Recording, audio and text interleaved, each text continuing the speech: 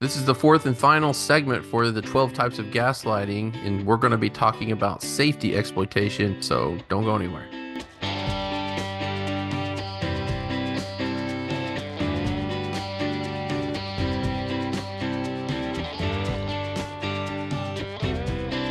Hey everybody, welcome to Recovery TV. I'm Josh Nichols, a licensed marital and family therapist, and I specialize in betrayal trauma treatment. And one thing that is common in working with couples and individuals that have been impacted by betrayal trauma is gaslighting. So this is the fourth and final video of a video series that I've called the 12 types of gaslighting. This video series was inspired by an article that I wrote called Vulnerability Exploitation, 12 Typologies of Gaslighting Found in Committed Couple Relationship. So as I've done with the other videos, I will make sure to put a link to that article in the description of this video so that you can download it and read it at your leisure. So before we dive into the 3 types of gaslighters that fall under the category of safety exploitation, allow me to cover just a couple more housekeeping items. First, as always, please make sure you subscribe to our channel and ring the bell so you can be notified when more videos like this are posted. This is a quick, easy, and affordable way that you can support our channel and our mission to make mental health, relational health, and recovery content available and accessible to the public. Additionally, please check out the description of this video where you can find several links and resources available to you, particularly the links to the other videos in this series, as well as our gaslighting playlist, as we've done many videos on gaslighting. But one particular video that I would encourage you to check out, probably before you even watch this video, is the introductory video I did to this series. I'll make sure to put a link to it right here in the cards, as well as in the description of this video. So check that out. Okay, let's talk about safety exploitation and the 3 types of gaslighters that fall into this category: the violent intimidator, the non-violent intimidator, and the forsaker. Before we dive into those 3 types of gaslighters, I'm going to read just a small excerpt from the article where I describe what safety exploitation is. This form of vulnerability exploitation very well may be the scariest and most alarming of all the aforementioned types. Partners who find themselves in a relationship with gaslighters who exploit the safety and well-being of others should be careful not to dismiss the potential for real danger and sociopathic character traits of the partner in question. Anyone fearing for their safety should err on the side of caution by trusting their gut and taking action to get to a place of safety. So as we dive into this category of gaslighting called safety exploitation, I do think it's important to remember that although gaslighters in this category may not ever intend on getting physical or putting you in physical danger, it doesn't mean they won't or have it in them to do so. So I do think it's important to have resources available to you just in case you have to take action for the sake of your own safety or the safety of your children. One of those resources is the National Domestic Violence Hotline, which I will put a link in the description of this video, but I will also put it right here on your screen.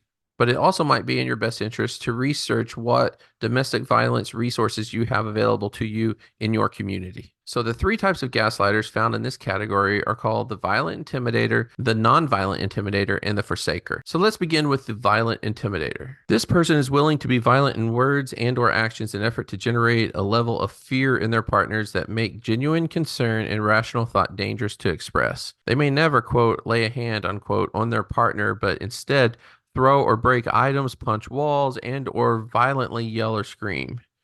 They can also be intrusive of one's personal space and possessions. They may be very skilled in the art of psychological control and nonverbal intimidation.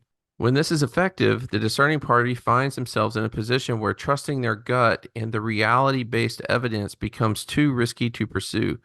Plus, someone who gets that bent out of shape must be innocent, right? So the violent intimidator actually uses violent type behaviors like throwing and breaking things, screaming and yelling as a way to express their disgust and outrage for any types of accusation that paints them in a bad picture, which potentially exposes the secrets that they're keeping. So not only is it an effort to convince their partner that they're wrong about them, it also makes trusting your gut a high-risk proposition for the partner. And if you think about it, that's kind of messed up because our gut is not only there to help us survive, it's also there to help us maintain our well-being. So when the part of us that is hardwired into our existence, specifically designed to detect danger, becomes the danger itself, well, that truly is a mind f*** in my opinion. And as I've stated before, Just because they use violent behavior that doesn't include touching you doesn't mean they won't if they're backed into a corner and feel like they have nothing to lose. The nonviolent intimidator. This gaslighter is skilled in the art of coercion.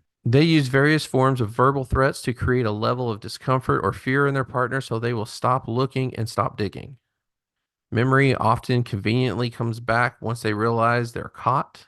With their backs against the wall, this gaslighter reminds their partner of all the bad things that will ensue if they keep pursuing. They convincingly present the potential for a bizarro world experience where the discerning partner is the quote unquote bad guy because of their quote unquote excessive digging. And the gaslighter is the victim of a quote unquote ruined life because of all the obsessive digging. All the discerning partner has to do to become the hero in Bizarro world is to stop digging and let it go.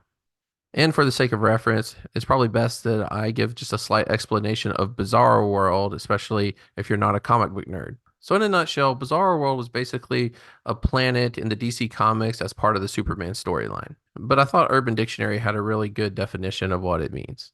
A world where everything is the exact opposite.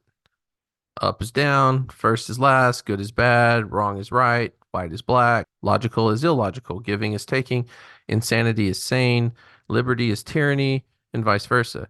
It's a place where literally the sky is forest green and the trees are sky blue. So the nonviolent intimidator creates this bizarre world type of experience through fear intimidation. Bad things will happen to you if you keep pursuing, if you keep digging. But all hope is not lost. You can be a hero in Bizarro World. All you have to do is stop looking, stop digging. And voila, hero. So in essence, this form of gaslighting turns the table by painting the hero as the embracer of lies and the villain as the pursuer of truth. Truly bizarre. And lastly, let's talk about the forsaker. This type of safety exploiter is known for weaponizing the relationship itself in effort to get the discerning partner to back off. This type of gaslighter exploits the discerning partner's fear of losing the relationship. They often do so by threatening to leave and painting a bleak future of what life would be like after the fact. They might exploit certain insecurities in their partner, such as the fear of being unlovable and or the discerning partner's fear of not being able to survive or live happily on their own. Variations of the phrase, "What would you do without me?" are commonly uttered from the lips of the forsaker. So you can imagine what this would look like. And we've probably all seen this, whether it's been in books or movies or maybe even in real life. That person that looks at their partner and basically they've been caught, their back's against the wall, and in a last ditch effort, they say, "Who would you be without me? You're nothing. You will not be able to survive." And they often will throw out reasons for that and sometimes can be very convincing. So they basically are playing off the fear of being forsaken and not being able to take care of oneself. You can't survive without me.